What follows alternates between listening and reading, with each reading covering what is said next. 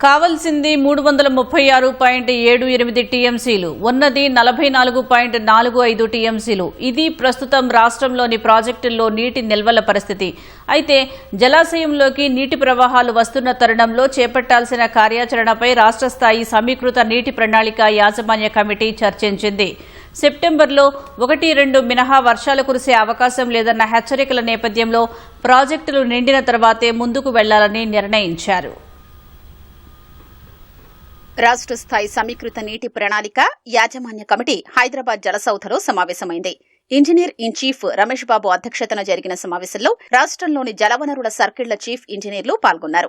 ప్రాజెక్టుల్లో నీటి మట్టాలు, ఎగువ నుంచి వచ్చే ప్రవాహాలపై చర్చించారు. ఆదిలాబాద్, నిజామాబాద్ సర్కిళ్లలో శ్రీరామసాగర్ మినహా ఇతర భారీ మధ్య తరహా ప్రాజెక్టులకు ఇటీవల ప్రవాహాలు వచ్చాయి. వాటి పరిధిలో ఆయకట్టుకు సాగునీరిచ్చేందుకు ఉన్న అవకాశాలపై చర్చ జరిగింది. అయితే రాష్ట్రంలోని ప్రాజెక్టులన్నీ పూర్తి స్థాయిలో నిండాకే ఆయకట్టుకు సాగునీటి సరఫరాపై నిర్ణయం తీసుకోవాలని అభిప్రాయానికొచ్చారు.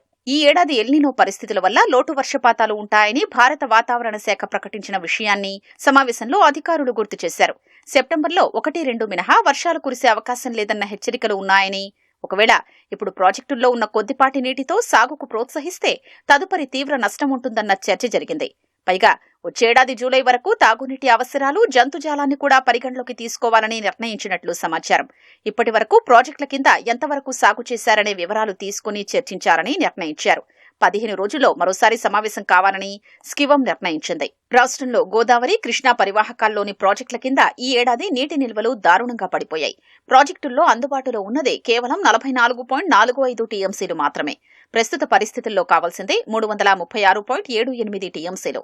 అన్ని ప్రాజెక్టుల పరిధిలో కలిపి 29.75 లక్షల ఎకరాలకు ఇంజనీర్లు ప్రతిపాదనలు సిద్ధం చేసినా ఫలితం కనిపించడం లేదు.